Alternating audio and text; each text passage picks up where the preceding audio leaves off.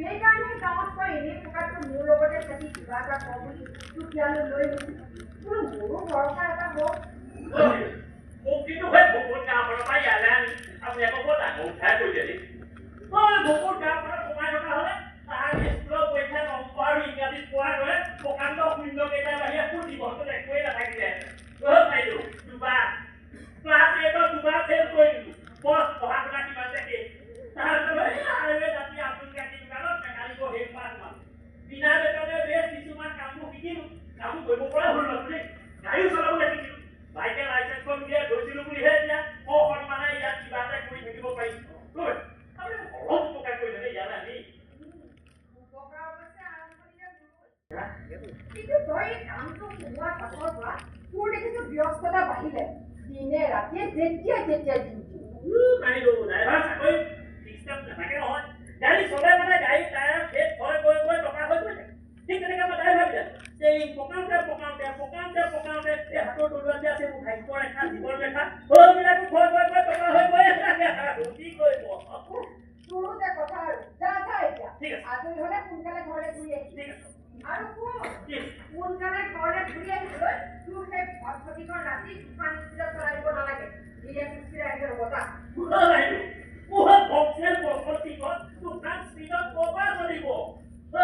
আগৰ মালিকে মই কেবাই বিকিবলৈ দিছোঁ মই গেছটো গম পাই টকা 30,000 দিওঁ কাইলৈ গুচি আহিম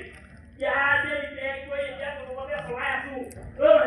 সেইফালে এক্সেলেটৰ যদি মই বেছিকৈ দবাই দিওঁ সেইফালে নিজে কপি কৰি দিয়ে আৰু কথা ভাবি বহুত হৈছে মই আহোঁতে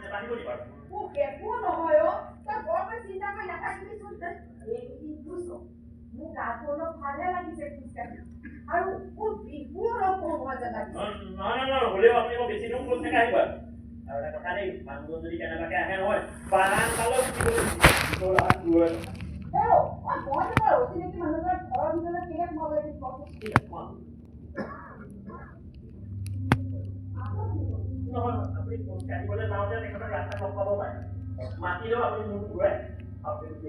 সাৱধানে থকা ভাল কিন্তু দেই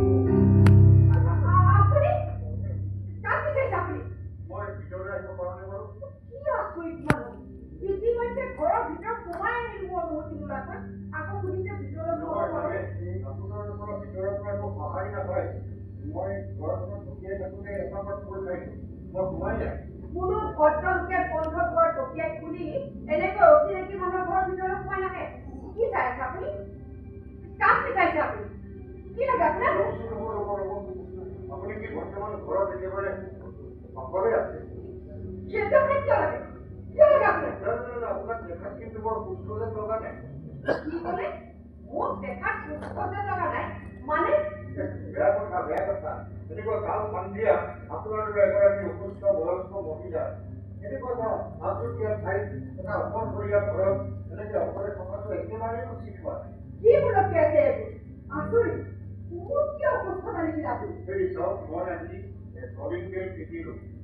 দুবাৰমান লগ কৰি চালো ভিতৰলৈ চিঞৰি মাতো দিলে আপোনাৰ পৰা কোনো সহায় নাপালো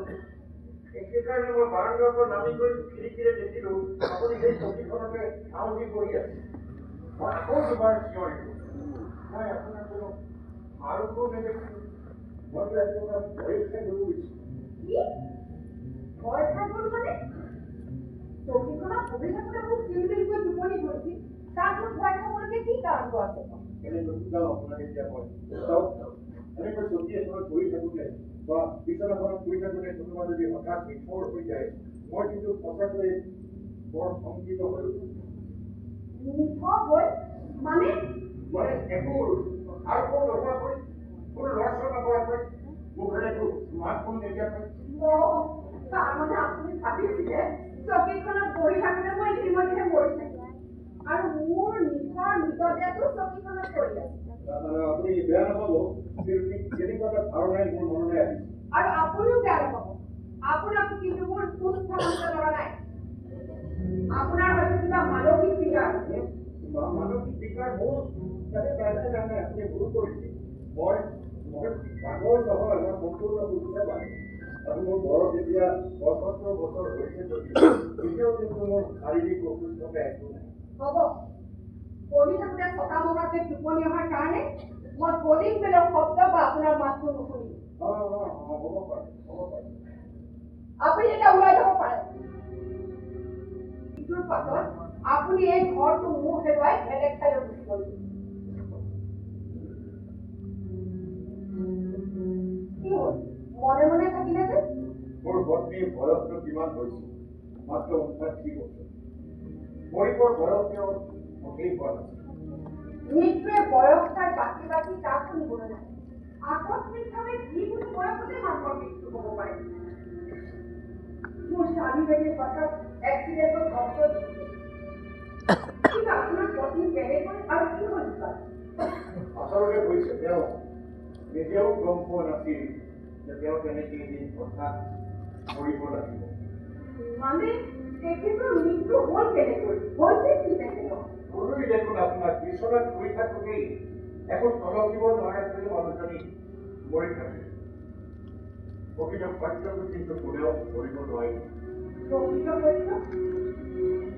এতিয়া আপোনাৰ লগত থাকি কথা কৈ কি লাভ আচলতে বুজিছোঁ মোৰ পত্নীক ময়ে মাৰিম আপোনালোকৰ বিশ্বাস নকৰিব মই আছিলোঁ মোৰ পত্নী আহি আছানে ক'ত পাইছে সেইটো কৈ দিয়ক আৰু কিমান সময় লাগিব পাইছাহি অ'কে প্লিজ কাম কুইকলি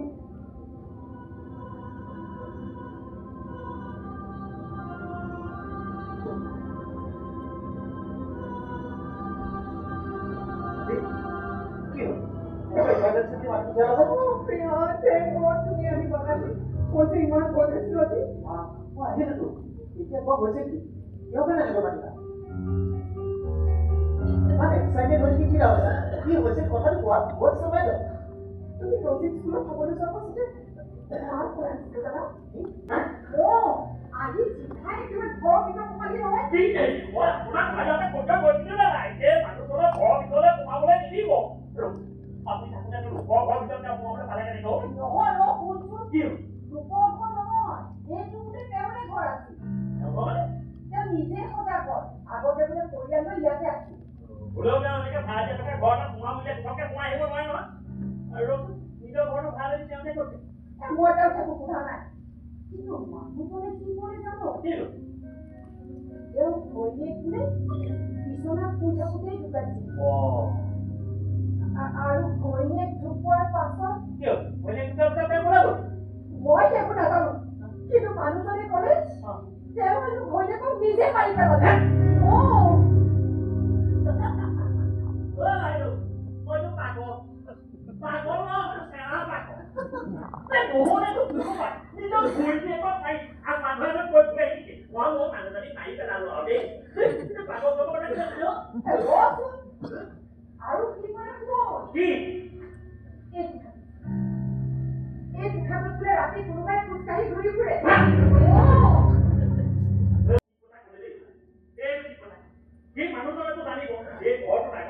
কিবা ঘটনা ঘটিছিল নেকি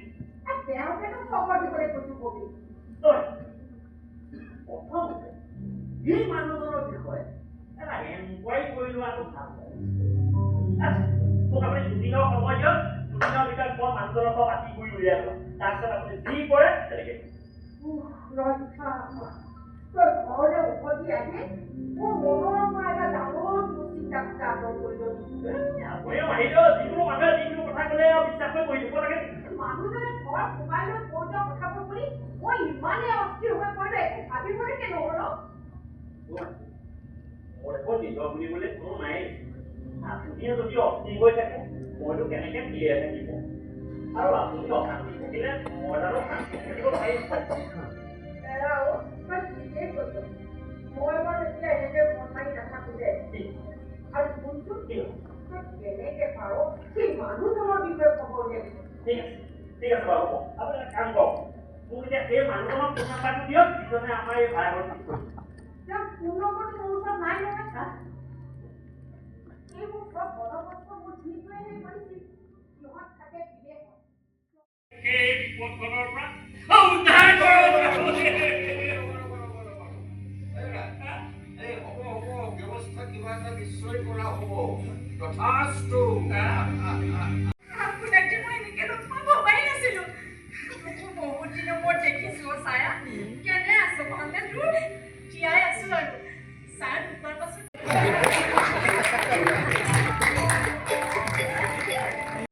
নহ'লে এনেকুৱা কাণ্ড কোনোবাই কৰিব পাৰে নেকি প্ৰথমে তেখেতকতো ক'বলৈ দিয়ক তেখেতে কি ক'ব বিচাৰিছে ছাৰ প্লিজ এক্সপ্লেইন ৰবা তাৰ মানে সেইদিনা আপুনি আহি মাক ভয় খুৱাবলৈ চেষ্টা কৰিছিল য়েছ সেইদিনাখন হেনো আপুনি ইয়াত আহি কৈছিলে আপুনি আপোনাৰ ৱাইফক এই ঘৰটোত মাৰ্ডাৰ কৰিছে বুলি হোৱাট কি বাচা কথা এইবোৰ দেউতা আপুনি এনেকুৱা কথা কৈছিলে নেকি অকল সিমানেই নহয় ৱাইফ ঢুকোৱাৰ পিছত সেই কোঠাটোত তেওঁ প্ৰায় ৰাতি মানুহৰ খোজ কঢ়াৰ শব্দ শুনিবলৈ পায় কি দেউতা এইবাবে কি শুনিছো মাৰ মৃত্যুক লৈ এনেকুৱা অদ্ভুত কথা কিয় ক'লে দেউতা Have you come mad? এনেকুৱা এটা ভয়ংকৰ কথা আপুনি ক'ব পাৰিলে কেনেকৈ মায়ে সেইদিনা কথাটো শুনি ইমানেই ভয় খালে যে মোক তৎক্ষণাৎ তৰজলৈ কল কৰি কৈছে যে মা আৰু এই ঘৰটোত থাকিবই নোৱাৰে হয়নে নহয় মা হয় কৈছিলো কিন্তু তেতিয়ালৈকে মই তেখেতক ভালদৰে বুজিয়ে পোৱা নাছিলো আৰু আমাৰ প্ৰপাৰ্টি কেন্দ্ৰ কৰি চলি থকা কাৰ্যটো প্ৰকৃত গম পোৱা নাছিলো প্ৰপাৰ্টি লৈ চলি থকা কাণ্ড মানে কি কাণ্ডৰ কথা কৈছা মা অকল তেওঁই নহয় ময়ো ভবা নাছিলো যে আমাৰ বিশ্বাসৰ সুযোগ লৈ আমাৰ সন্তানহঁতে এদিন আমাক এনেকৈ প্ৰতাৰণা কৰিবলৈ আগবাঢ়িব আমাৰ জীৱন্ত অৱস্থাতে আমাক পুৰণি আচবাব পত্ৰৰ দৰে ঘৰৰ পৰা উলিয়াই অন্য ঠাইত ৰাখি নিজেই এই প্ৰপাৰ্টিৰ লেঠা ক্লেইম কৰি চিৰদিনৰ বাবে প্ৰবাসলৈ গুচি যোৱাৰ পৰিকল্পনা কৰিবগৈ পাৰি এইবোৰ আপুনি কি কৈছে মানে কাৰ কথা কৈছে মই একো বুজি পোৱা নাই ময়ো একো বুজি পোৱা নাই এইবোৰ কাৰ কথা কৈ আছে মা কাৰ সন্তানৰ কথা কৈ আছে প্ৰতাৰণাৰ এই খেলখনত মোৰ একমাত্ৰ কন্যা ভূমিকাও জড়িত হৈ আছে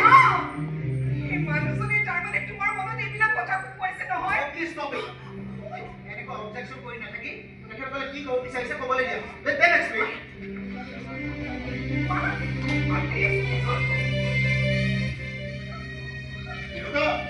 দেউতা আপুনি ভুল বুজিলে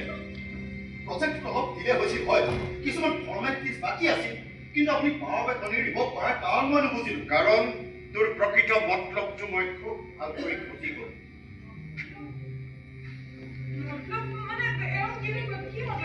নোৱাৰি ইয়াৰ পৈতৃক সম্পত্তিত কিবা ইনভেষ্ট কৰি ইয়াত ব্যৱসায় কৰাৰ ইচ্ছাই তাৰ নাছিল তাৰ আচল উদ্দেশ্য আছিল মোৰ জীৱনকালতে এই সম্পত্তি নিজৰ হাতলৈ নি থোৱা দেউতা আপুনি কি মানুহৰ আগত মোক এনেকৈ অপমান কৰিম বুলি কথাবিলাক কৈ আছে তোৰ আচল উদ্দেশ্য আছিল এই প্ৰপাৰ্টি যিমান পাৰ সোনকালে ডিছপ'জ কৰি বাংগালুৰুত গৈ আৰু এটা নতুন দামী ফ্লেট কিনা এতিয়া মই দিয়া সেই পাৱাৰ অফ এটৰ্ণিৰ কাগজখন হাতত লৈ এনেকৈ সময় নষ্ট কৰি তই নিশ্চয় মোৰ মৃত্যুৰ দিনটোলৈহে বাট চাই আছিলি দেউতা এইবোৰ আপুনি কি কৈছে নিজৰ পুত্ৰ মৰিলত দুখ কিয় দিছে কওকচোন নিজৰ ল'ৰাৰ ওপৰত এনেকুৱা ধাৰণাৰে তাৰমানে অৰুণাভৰ লগতে মোকো ব্লেম কৰি মাৰ এগেইনষ্টত উচলাইছিল নহয় নহয় কেতিয়াও নহয় আচল সত্যটো তুমি শুনিবা শুনা কেনেকৈ আমাৰ এই দুইটা পৰিয়ালৰ দুইটা প্ৰজেক্টতে ৰিন'ভেশ্যনৰ কণ্ট্ৰেক্ট দিয়া হৈছিলে একেটাই ৰিয়েল এষ্টেট প্ৰাইভেট কোম্পানীৰ সৈতে আৰু সেই কোম্পানীটোৰ অ'নাৰৰ নাম হৈছে বাংগালুৰু নিবাসী আৰ্কিটেক্ট অৰুণাভ নেওগ মানে মোৰ পুত্ৰ আশ্চৰ্যজনকভাৱে একেটাই কোম্পানীৰ overseas technical advisor হৈছে প্ৰখ্যাত Canadian architect Mrs Babita Barua মানে তুমি মোৰ পুত্ৰৰ সৈতে একেখন আৰ্কিটেকচাৰ ইনষ্টিটিউটৰ বেটছমেট ষ্ট্ৰীট এই কথাবিলাকতো তুমি মোক কেতিয়াও কোৱা নাছিলা ববি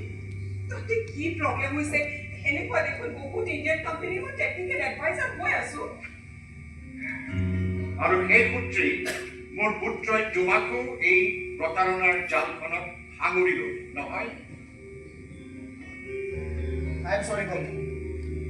মই নাজানো এইবোৰ কিমান সঁচা বা কিমান মিছা কিন্তু মই ভাবোঁ তোমালোকৰ এইবোৰ ফেমিলি প্ৰপাৰ্টি ডিছকাশ্যনত শুনিবা মাজনী তোমালোকৰ এই প্ৰজেক্ট দুটা মহৎ বুলি দুখ কৰি নাথাকিবা এই দুইটা প্ৰপাৰ্টিৰ স্বস্থানত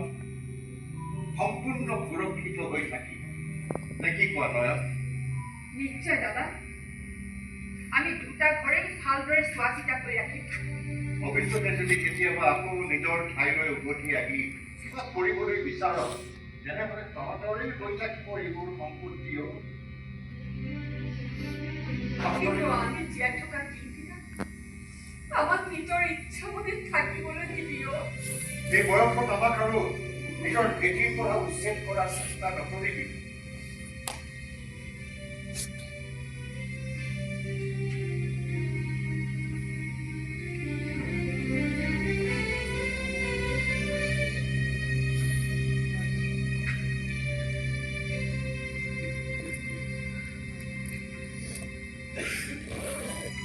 বহুত দেৰি হ'ল বোলো লাল চাহ অকণ খাই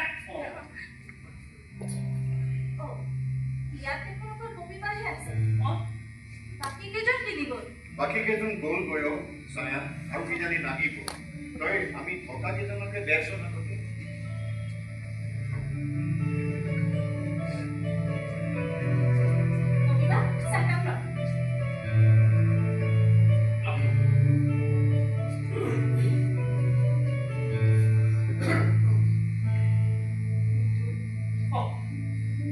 তই মাৰ দায়িত্ব ভালদৰে ল'বি ইমান কিছুদিন মাৰ ওচৰত থাকি যাম বুলি ভাবি আহিছিলোঁ এতিয়া তাৰ এইটো পৰিৱেশেই নাই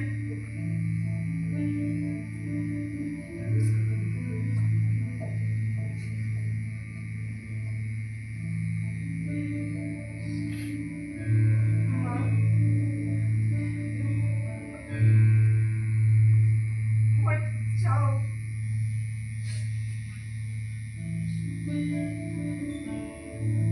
আংকল আপুনি ভবাৰ দৰে অৰুণাভৰ কিন্তু দুইটা প্লেনেট প্ৰজেক্টৰ মই পাৰ্টনাৰ নাছিলোঁ পুৰণি বন্ধু হিচাপে মাৰ কথা ভাবি মই কনচেণ্টে দিছিলোঁ মাত্ৰ খালি কামবিলাক চব তাৰ ওপৰতে এৰি থৈছিলোঁ আৰু অৰুণাভেও জানিছিলে কেনেডিয়ান চিটিজেন হৈ অসমৰ এই প্ৰপাৰ্টিৰ ওপৰত মোৰ বিশেষ একো ইণ্টাৰেষ্ট নাথাকিব সেইকাৰণে হয়তো সি মোক এনেকৈ মিছলিড কৰিলে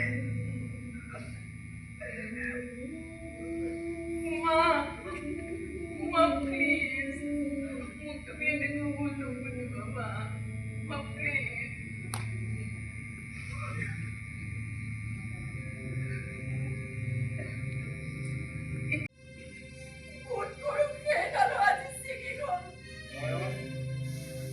মুকলি মনৰ মানুহৰ কাৰণে জীৱনত সম্বন্ধ কেতিয়াও মিল হৈ নাযায় বুজিছা কেতিয়াবা অতি চিনাকি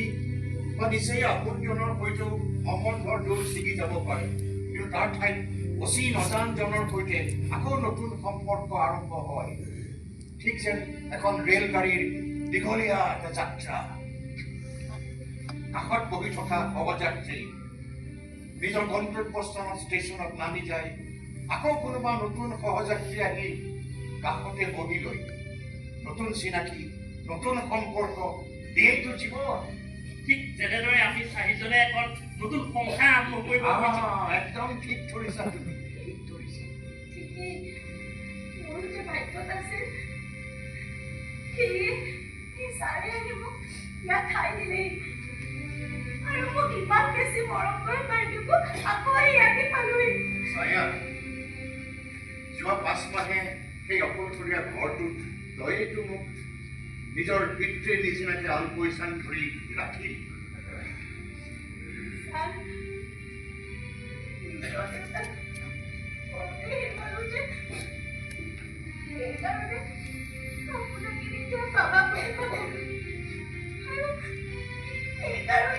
সেইকাৰণে এতিয়া মই তোৰ পিতৃৰ দায়িত্বও ল'ব লাগিব বুজিছ আচ্ছা নয়ন এই ইহঁতৰ একো আপত্তি নাথাকিলে ইহঁতৰ মাজতো সম্বন্ধৰ দূৰ এডাল মানি দিলে কেনে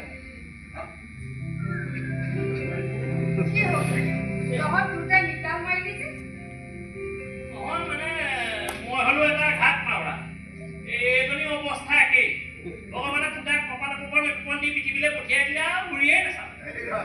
এইবিলাক হৈ যোৱা কথা এতিয়া ইমানতে সামৰি লোৱা আহিবলগীয়া দিনবিলাকৰ কথা ভাবাচোন নহ'লে সেইটো ভাবিহে তেনেকৈ হাত ভৰি লুকাইছে কিয় নহয় মানে মোক এখন চোতা কপালে হাত বিহু দেখুৱাই গৈছে আৰু এখন লগ লগাই পেলাই মোক কি অৱস্থাটো কি হ'বগে সেইটো ভাবিহে মোক গৰ্ভ শুকাই গৈছে তেওঁ তোৰ একো ক'বলগীয়া নাই নেকি নয়ন ছায়া মই মানে ছাৰ কথা থাকোঁতে সি মোক এইবোৰকে জোকাই আছিলে মই কেতিয়া পাব মই কিবা ফচাই মাৰিছোঁ মই ঠিক বুজিছো এই ইহঁতৰ মাজত এইখন সময়ৰ ভিতৰতে কিবা ভাষাৰে বুজাব নোৱাৰা সম্পৰ্ক এটা নিশ্চয় গঢ় লৈছে তেনেহ'লে দাদা আমি এতিয়া আমাৰ শেষৰ দায়িত্বখিনি পালন কৰিব পৰা হ'লো এৰা ঠিকেই কৈছা জীৱনত এনেকৈ দায়িত্ব সামৰিব পৰাটোৱেই হৈছে অন্তিম প্ৰাপ্তি আৰু এনেকুৱা প্ৰাপ্তিতে এই বুজাব নোৱাৰা তৃপ্তি থাকে নহয়নে দাদা ঠিকেই মানুহৰ জীৱনৰ সকলো প্ৰাপ্তিৰ লগতে তৃপ্তিৰ উপৰিও বহুত অতৃপ্তিও থাকিছে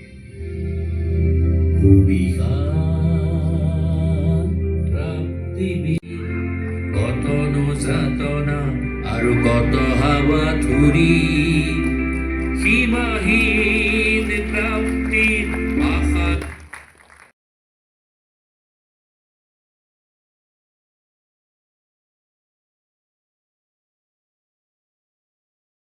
আৰু মুখ্য চৰিত্ৰত অভিনয় কৰিলে ডক্টৰ অৰূপ বৰঠাকুৰ আন এটি মুখ্য নাৰী চৰিত্ৰত অভিনয় কৰিলে আমাৰ জুৰি শৰ্মা তৰুণ পৰীক্ষিত আশাময়ী অধ্যাপক মানস বৰঠাকুৰ অমৃতা শৰ্মা মন্দিতা গোস্বামী আমাৰ যোৰহাট থিয়েটাৰৰ নতুন সদস্যা আদিত্য আমাৰ মঞ্চৰ পাছফালে আছিল বিচিত্ৰ মঞ্চ সজ্জাত আছিল তথা ৰূপসজ্জাত শংকৰজ্যোতি মঞ্চৰ পাছফালে আছিল আৰু এটি বিশেষ চৰিত্ৰত অভিনয় কৰিলে ঈশানজ্যোতি শৰ্মা নাটকখনি সংগীতেৰে সজালে আমাৰ সকলোৰে চিনাকি জয়ন্তদাক মই মঞ্চলৈ মাতিছোঁ জয়ন্ত নাথ আৰু সঞ্জয় হাজৰিকা লাইটত আছিল ৰাকেশ বৰদলৈ আৰু মদন আৰু চাউণ্ডত আছিল আমাৰ জান আৰু তেওঁৰ সহযোগী চিনাকি